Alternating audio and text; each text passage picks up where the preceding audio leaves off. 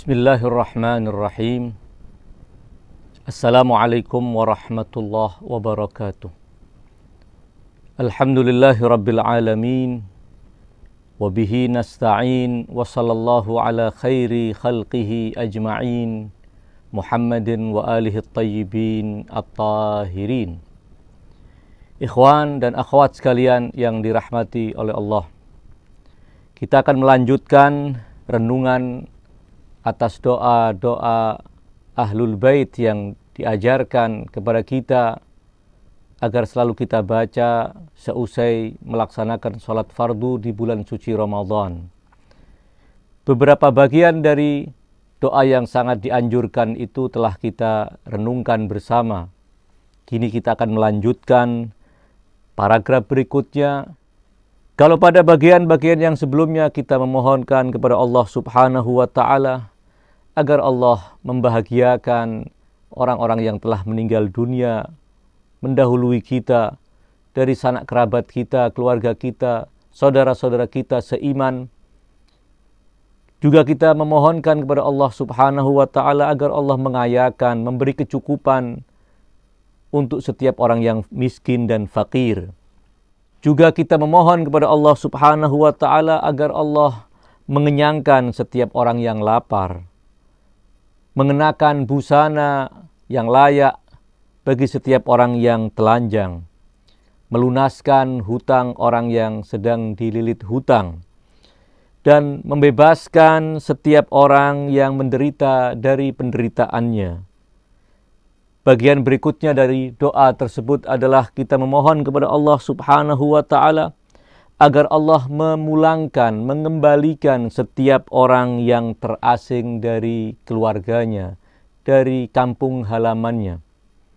Tidak sedikit di antara kaum muslimin, di antara saudara-saudara kita kaum mukminin yang terpaksa meninggalkan keluarganya, meninggalkan kampung halamannya, meninggalkan kebersamaannya dengan keluarga besarnya untuk merantau ke tempat yang jauh. Dan tidak sedikit di antara mereka juga yang kesulitan untuk pulang, melepas kerinduan kepada keluarganya. Kita memohonkan kepada Allah Subhanahu wa Ta'ala agar setiap orang yang gharib, yang terasing, itu segera dipulangkan ke kampung halamannya, dipertemukan kembali dengan sanak keluarganya.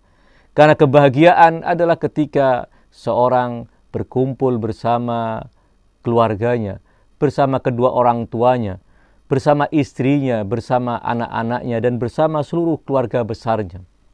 Adalah sebuah kebahagiaan tentunya ketika seorang bisa berkumpul bersama keluarganya, khususnya di hari-hari besar, di hari-hari kegembiraan, pada hari lebaran, atau pada momen-momen yang diharapkan keluarga bisa bersatu kembali.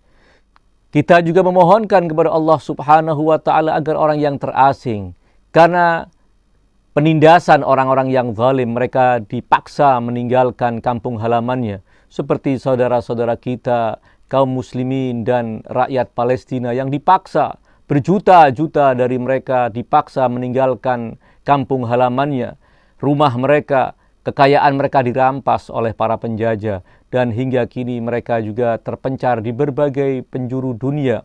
Tentu mereka mengharap bisa kembali ke tanah air mereka, ke kampung halaman mereka.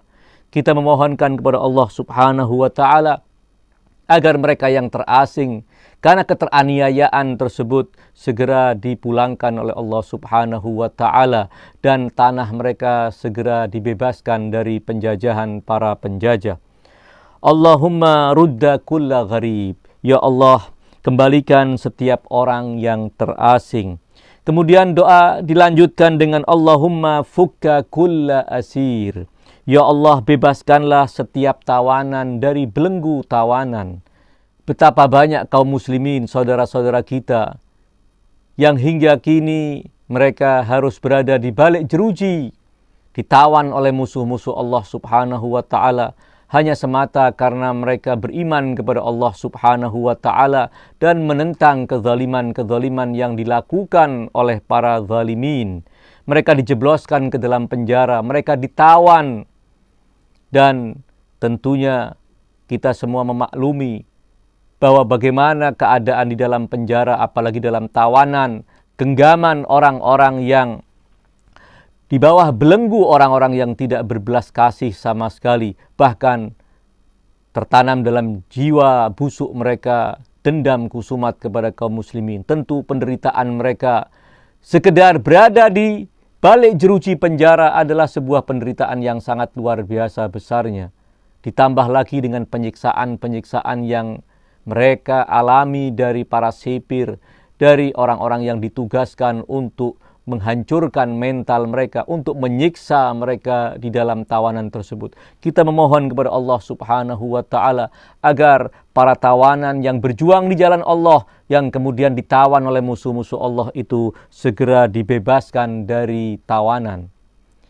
Doa ini sekali lagi adalah doa yang membuktikan kepedulian kita, kepedulian kepada kaum muslimin, kepedulian kepada kaum mukminin yang sedang dalam keadaan menderita keterasingan dan menderita karena belenggu keteraniayaan, karena belenggu tawanan yang dilakukan oleh kaum zalimin atas mereka. Kemudian doa tersebut dilanjutkan dengan paragraf yang mengatakan Allahumma aslih kulla fasidin min umuril muslimin. Salah satu bagian dari yang diajarkan oleh Islam adalah kita harus memiliki kepedulian kepada kaum muslimin, kepedulian terhadap nasib kaum muslimin, kepedulian terhadap keadaan kaum muslimin dimanapun mereka berada dan dari golongan manapun mereka bergabung. Mereka semua adalah saudara kita. Islam adalah naungan mereka. Islam adalah pondasi keyakinan mereka. Islam adalah pedoman kehidupan mereka. Kita harus peduli kepada keadaan kaum muslimin.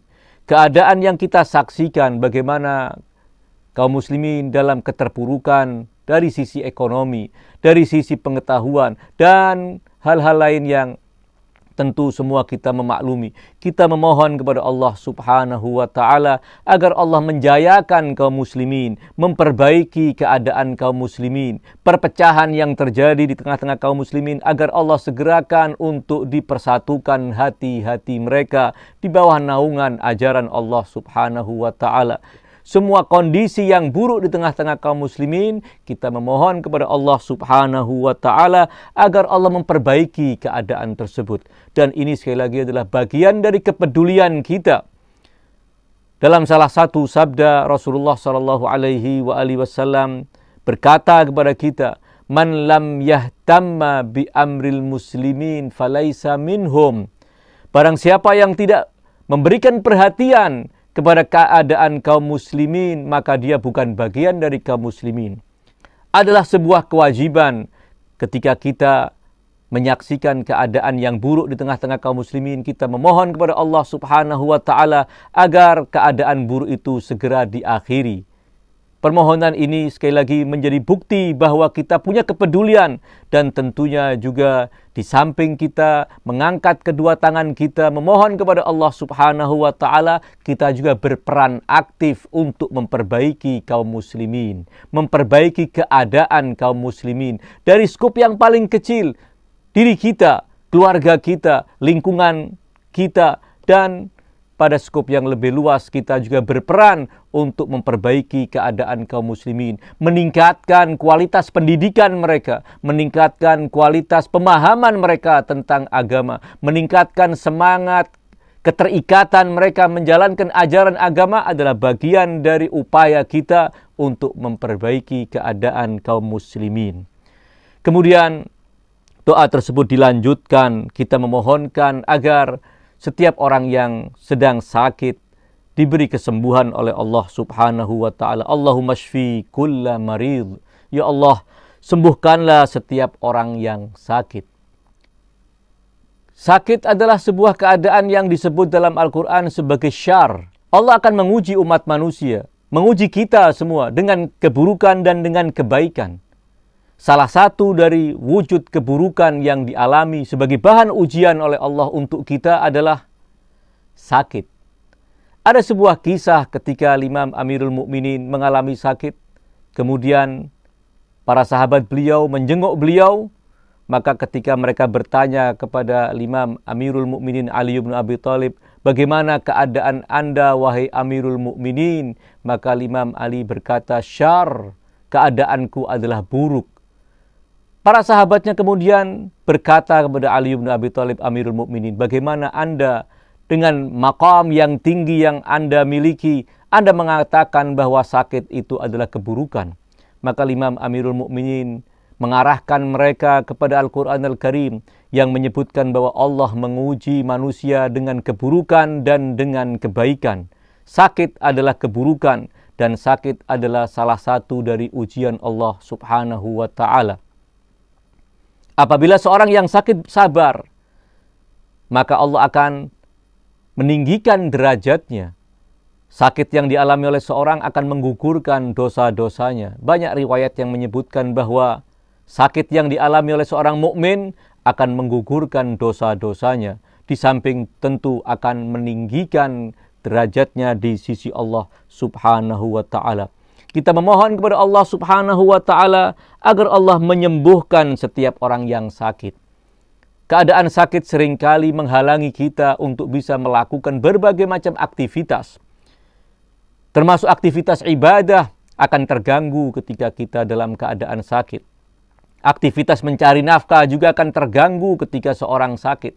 Kita memohon kepada Allah Subhanahu wa Ta'ala agar setiap orang yang sakit diberi kesembuhan oleh Allah Subhanahu wa Ta'ala, agar ia bisa beraktivitas kembali seperti sedia kala, bisa berkhidmat untuk keluarganya, bisa berkhidmat untuk umat manusia, bisa melakukan berbagai macam kebaikan tanpa sedikit pun halangan. Allahumma shfi kulla marid. Ya Allah, sembuhkanlah setiap orang yang sakit. Kemudian doa dilanjutkan dengan paragraf yang berbunyi, Allahumma sudda faqrana bighinak. Ya Allah, tutuplah kemiskinan kami dengan kekayaan-Mu. Allah adalah zat yang maha kaya. Kita memohon kecukupan dari Allah Subhanahu wa Ta'ala. Kita memohon kelapangan rizki dari Allah Subhanahu wa Ta'ala yang memiliki semua khazanah langit-langit dan bumi. Tiada sesuatu di alam ini kecuali milik Allah Subhanahu wa Ta'ala. Kita mengangkat kedua tangan kita memohon kepada Allah Subhanahu wa Ta'ala agar Allah menutupi kemiskinan kita, kebutuhan kita dengan kekayaan Allah, dengan kecukupan yang Allah akan berikan kepada kita. Seperti telah saya sebutkan dalam pertemuan sebelumnya bahwa kemiskinan bukan kutukan Allah Subhanahu wa Ta'ala, namun juga kemiskinan adalah satu dari bagian ujian Allah Subhanahu wa Ta'ala. Ketika Allah menguji seorang dengan kemiskinan, juga Allah memberikan kekuatan untuk mereka bersabar. Allah tidak mungkin menguji hambanya di luar kapasitas kemampuan hamba. Allah akan menguji hamba terkadang dengan kekayaan dan terkadang dengan kemiskinan. Semua adalah ujian. Dan kita di dalam keadaan miskin, di dalam keadaan kita terpuruk ekonomi kita, maka kita dituntut untuk bersabar. Kita dituntut untuk ridha dengan pembagian Allah Subhanahu wa Ta'ala. Dan kita juga dituntut untuk menjaga kehormatan diri kita dari meminta-minta, menghinakan diri kita untuk mengulurkan tangan meminta kepada orang-orang. Islam tidak melarang seorang berdoa kepada Allah Subhanahu wa Ta'ala agar diberi kekayaan. Salah satu contoh adalah doa yang dianjurkan untuk kita baca di siang hari-hari bulan suci Ramadan yang diajarkan oleh para imam suci Ahlul Bait seperti dirangkum oleh Syekh Abbas Al-Qummi dalam kitab Mafatihul Jinan. Di antara paragraf doa yang diajarkan itu berbunyi demikian. Wa asihha fihi badani wa awsi' li fihi rizki. Ya Allah, anugerahkan kepadaku kesehatan di hari-hari bulan suci Ramadan. Wa awsi' li fihi rizki. Dan lapangkan untukku rizki di bulan suci Ramadan ini. Memohon agar Allah Subhanahu wa Ta'ala melapangkan rizki untuk kita. Sama sekali Islam tidak pernah melarang yang demikian. Pada penghujung doa panjang tersebut juga diulang permohonan agar Allah meluaskan dan melapangkan rizki kita. Di antaranya adalah paragraf yang berbunyi demikian. Wa anta ja'ala fima taqdi wa tuqaddir an tutila umri wa tuwassi'a rizki wa tuaddi anni amanati wa daini amin rabbal alamin. Ya Allah, aku memohon kepadamu agar engkau menjadikan pada apa yang telah engkau tetapkan dan engkau takdirkan, agar engkau memanjangkan usiaku dalam ketaatan dan melapangkan rizkiku, dan engkau melunaskan untukku amanat dan hutangku. Amina ya rabbal alamin.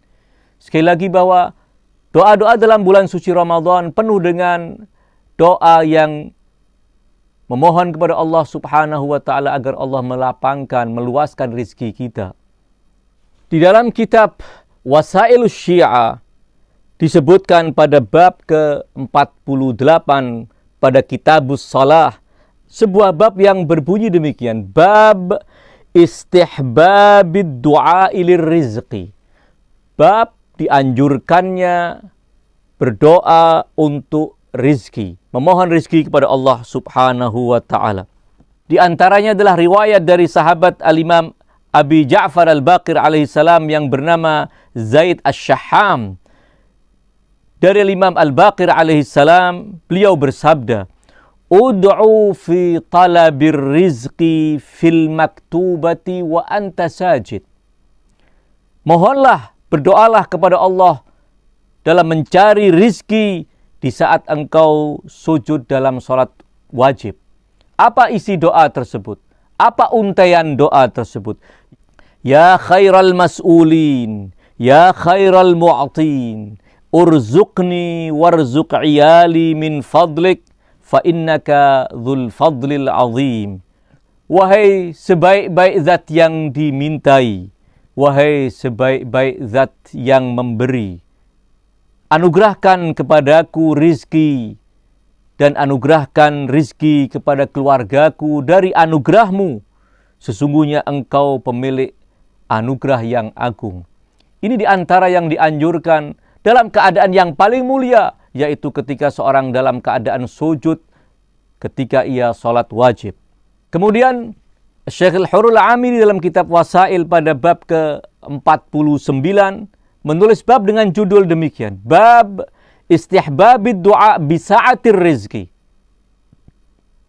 wa illam yuqayyad bil halal.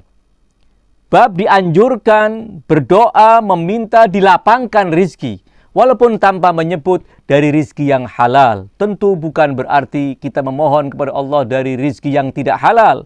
Namun doa memohon kepada Allah subhanahu wa ta'ala agar Allah melapangkan rizki untuk kita adalah sesuatu yang dibenarkan dan diizinkan oleh Islam. Dalam kitab Al-Kafi kita juga menemukan sebuah bab dengan judul demikian. Bab ad-du'a ilir rizqi. Bab doa memohon rizki. Di antaranya adalah riwayat yang dikutip oleh Thiqatul Islam Al-Kulaini rahmatullah alaih dari sahabat Al-Imam Ja'far yang bernama Muawiyah bin Ammar. Ia berkata demikian. Sa'altu Aba Abdillah alaihi salam an yu'allimani du'aan lirrizqi. Aku memohon kepada Abu Abdillah Imam Ja'far As-Sadiq agar ia mengajarkan kepadaku doa untuk rizki. Fa'allamani du'aan ma ra'aitu ajlaba minhu lirrizqi. Maka beliau mengajarkan kepadaku sebuah doa yang aku tidak melihat ada doa yang lebih mendatangkan rizki dari doa tersebut. Doa yang sangat luar biasa. Imam As-Sadiq berkata kepadaku, Qul, katakan, Allahumma rzuqni min fadlikal wasi'il halal tayyib. Rizqan wasi'an halalan tayyiban balagan lid dunya wal akhirah. Sabban sabba hani'an mari'a min ghairi kaddin wala mannin min ahadi khalqik illa sa'atan min fadlikal wasi' fa innaka qulta was'alullaha min fadlih Famin fadlika as'al wa min atiyatika as'al wa min yadikal mal'a as'al. Al-Imam As-Shadiq mengajarkan kepada sahabat beliau yang bernama Muawiyah bin Ammar sebuah doa yang berbunyi, Allahumma rzuqni min fadlikal wasi'il halalil tayyib. Ya Allah, berikan aku rizki dari anugerahmu yang maha luas, yang halal dan yang indah. Rizqan wasi'an halalan tayyiban. Rizki yang luas, yang halal, yang indah. Balagan lid dunya wal akhirah. Yang bisa menjadi bekal untuk kehidupan dunia dan akhiratku. Sabban sabba. Rizki yang engkau tuangkan dengan deras. Hani'an mari'a. Rizki yang ketika aku terima, rizki itu akan memberikan kebahagiaan dan tidak menyulitkan. Min ghairi kaddin wala mannin min ahadi khalqik. Tanpa susah payah yang melelahkan untuk mencarinya.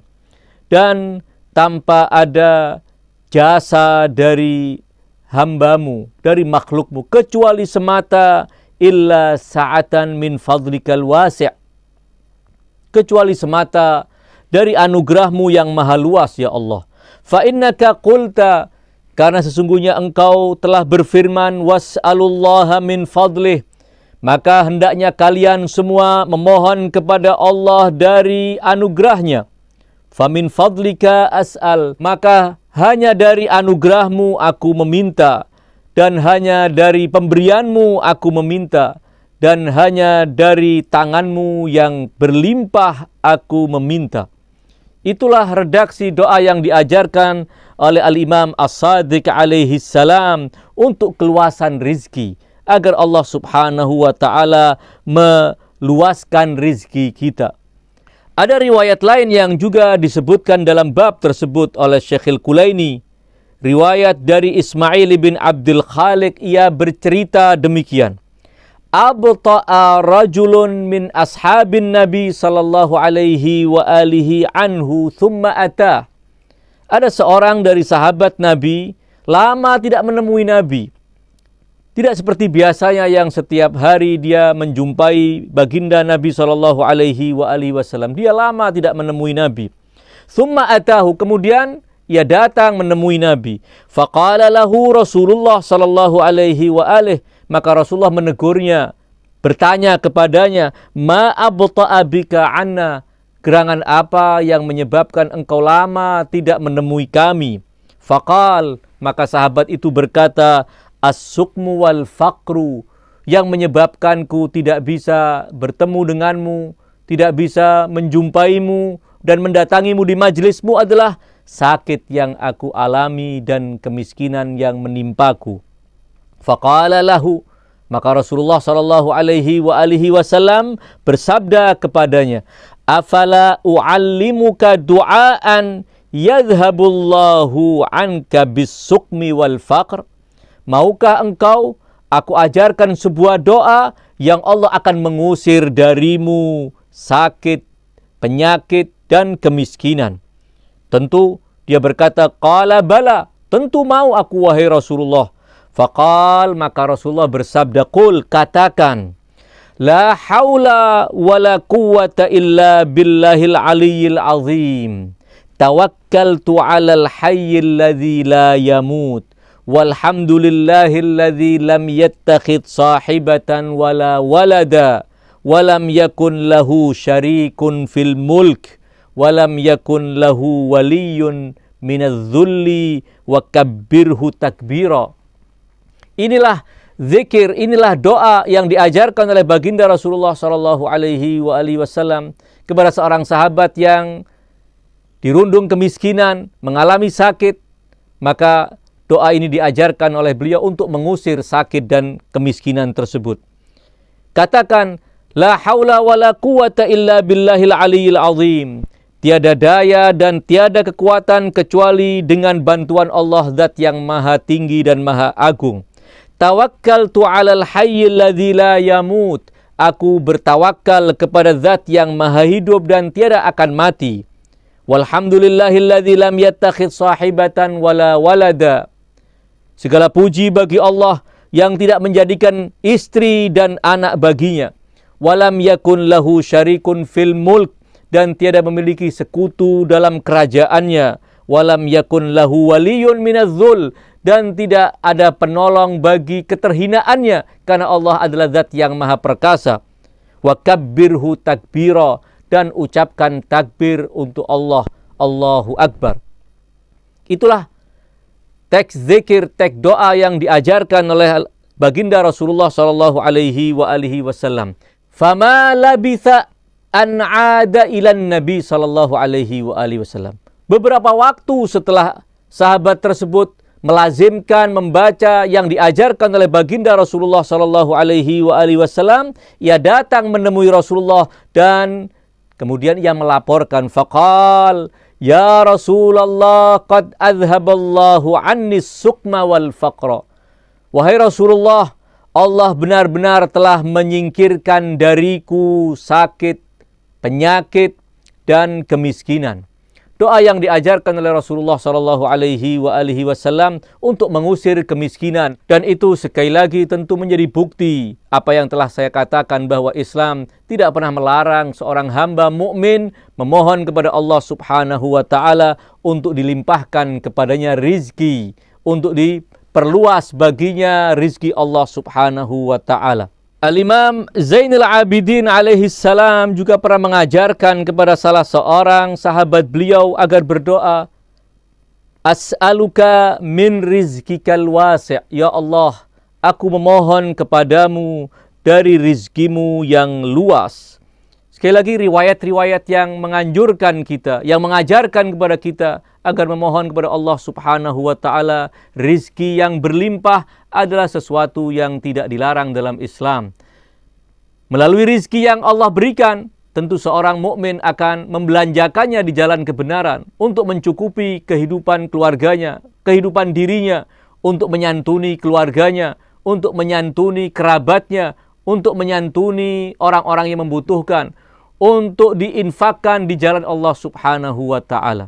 Sekali lagi, Islam sama sekali tidak melarang kita memohon kepada Allah Subhanahu wa taala agar Allah melimpahkan kepada kita rizki yang luas, agar Allah membukakan pintu-pintu rizki untuk kita seluas-luasnya, dengan disertai permohonan agar Allah juga memberi taufik kita, memudahkan kita untuk membelanjakannya di jalan yang benar, di jalan yang akan diridhoi oleh Allah Subhanahu wa taala.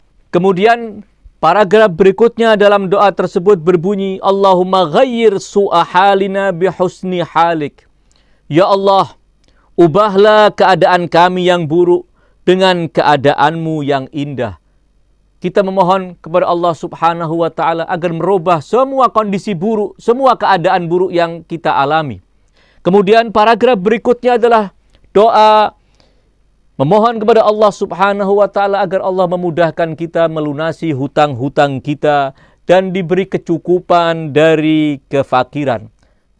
Allahumma qdi 'anna ad-dain wa aghnina minal faqri. Ya Allah, permudahlah kami membayar hutang-hutang kami dan cukupkanlah kami dari kefakiran. Beri kami kelapangan, beri kami kecukupan. Memohon kepada Allah Subhanahu wa taala agar Allah memudahkan kita melunasi hutang-hutang kita.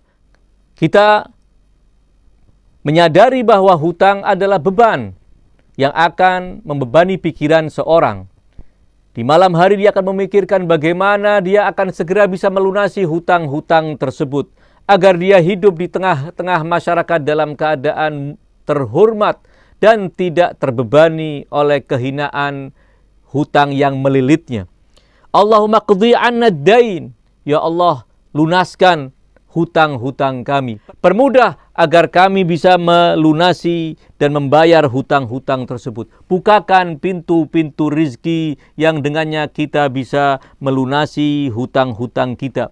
Di dalam kitab Usulul Kafi disebutkan sebuah riwayat dari Abu Hamzah yang mengutip dari Al-Imam Al-Baqir alaihi salam. Al-Imam Al-Baqir alaihi salam bercerita demikian. Ja'a rajulun ila Nabi sallallahu alaihi wa alihi Faqala ya Rasulullah, inni dhu iyalin wa alayya dainun wa qad ishtaddat hali fa'allimni du'aan ad'ullaha azza wa jalla bihi liyarzuqani ma aqdi bihi daini wa asta'inu bihi ala iyali. Wahai Rasulullah, aku adalah orang yang memiliki banyak tanggungan keluarga, istri dan anak-anakku. Wa alayya dainun, dan atasku banyak hutang. Wa qad ishtaddat hali, dan keadaanku menjadi memburuk.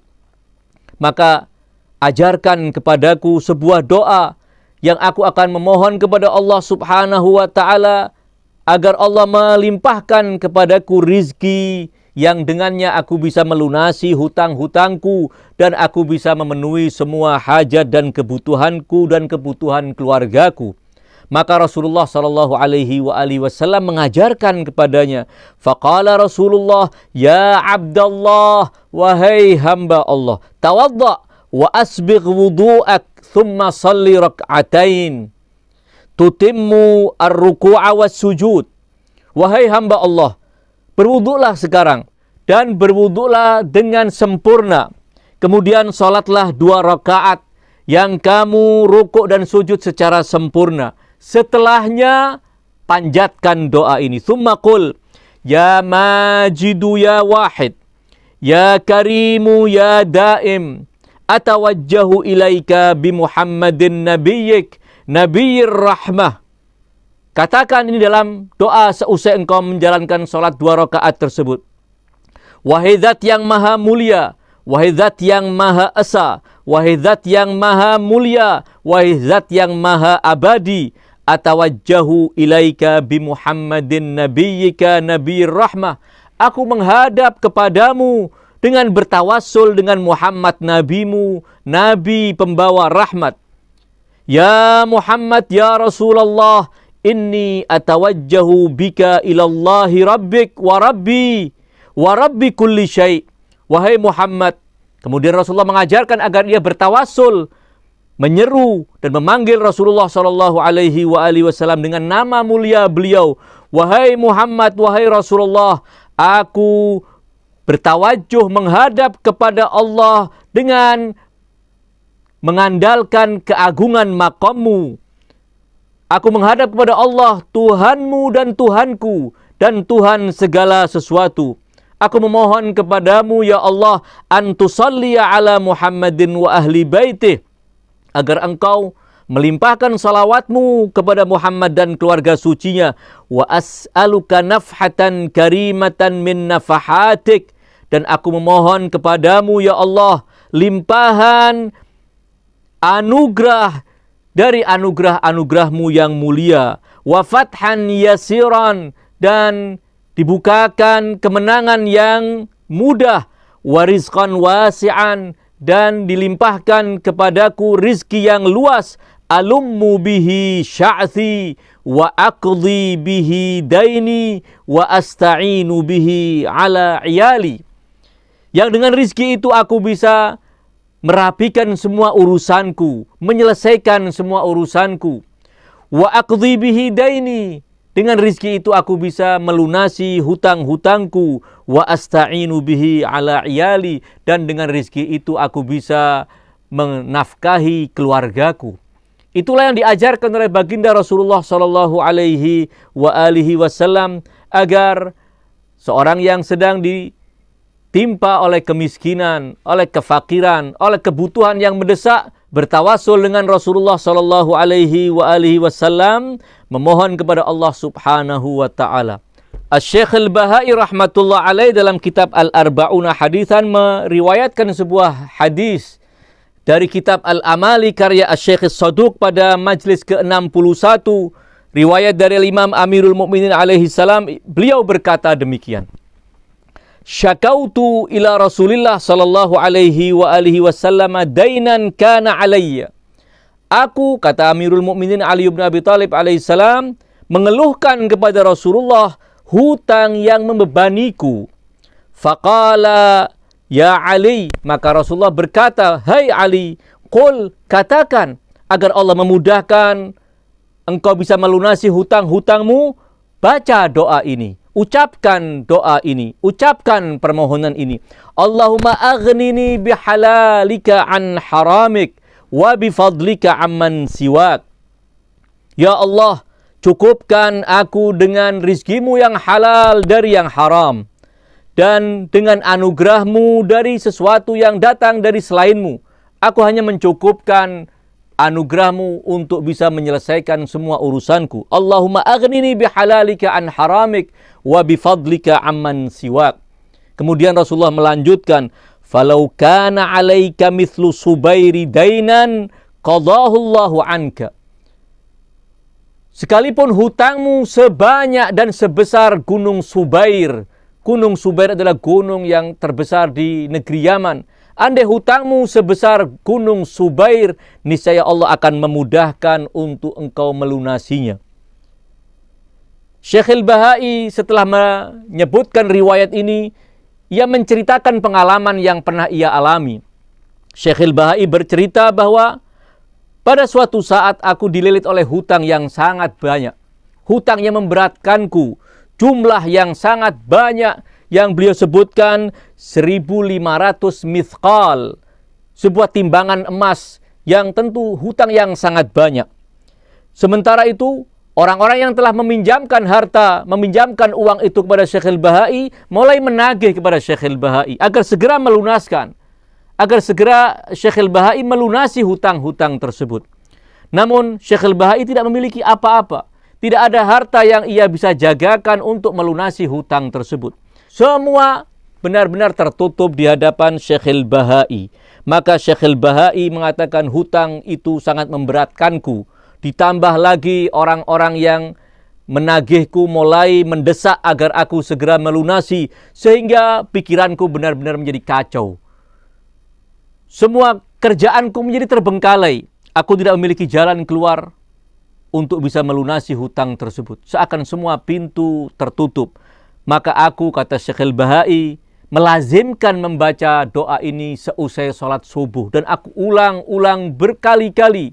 Allahumma aghnini bihalalika an haramik wa bifadlika amman siwak. Dan kadang juga dalam sholat-sholat fardu selain sholat subuh, aku melazimkan untuk mengulang-ulang membaca doa yang diajarkan oleh baginda Rasulullah SAW kepada Ali bin Abi Thalib. Allahumma aghnini bihalalika an haramik wa bifadlika amman siwak. Maka kata Syekh Al-Bahai, Allah subhanahu wa ta'ala memudahkan bagiku pintu rizki yang berlimpah, yang tidak aku duga-duga, dan di luar yang aku pernah pikirkan. Maka dalam waktu yang singkat aku bisa melunasi semua hutang-hutangku. Itu yang disebutkan oleh Syekh Al-Bahai rahmatullah alaih dalam hadis ke-16 pada kitab Al-Arba'una Haditsan yang beliau tulis. Sekali lagi bahwa doa itu diajarkan oleh para imam suci agar kita baca seusai salat fardu di bulan suci Ramadan. Allahumma iqdi 'anna ad-dain wa aghnina minal faqr innaka ala kulli syai'in qadir. Doa itu ditutup dengan paragraf, sesungguhnya engkau ya Allah adalah zat yang maha kuasa atas segala sesuatu. Keimanan kita kepada Allah bahwa Allah lah pemilik segala sesuatu. Allah lah yang mengatur segala sesuatu. Di tangan Allah lah kebaikan, dan di tangan Allah lah semua kesulitan akan bisa terselesaikan. Keimanan ini menjadikan seorang mukmin memiliki pengharapan yang sangat luar biasa. Memiliki keyakinan bahwa semua urusannya akan selesai. Semua kesulitannya akan selesai dengan bertawakal kepada Allah subhanahu wa ta'ala. Dengan memohon dan berdoa kepada Allah subhanahu wa ta'ala yang maha kuasa atas segala sesuatu. Tidak ada yang mustahil bagi Allah subhanahu wa ta'ala. Tidak ada yang sulit bagi Allah subhanahu wa ta'ala. Semua bagi Allah adalah mudah untuk dilaksanakan. Itulah penutup doa tersebut yang menanamkan keimanan dan keyakinan bahwa innaka ala kulli syai'in qadir. Wa sallallahu ala khairi khalqihi ajma'in. Muhammadin wa alihi tayyibin at-tahirin. Wa ghafarallahu lana wa lakum amin. Wassalamualaikum warahmatullahi wabarakatuh.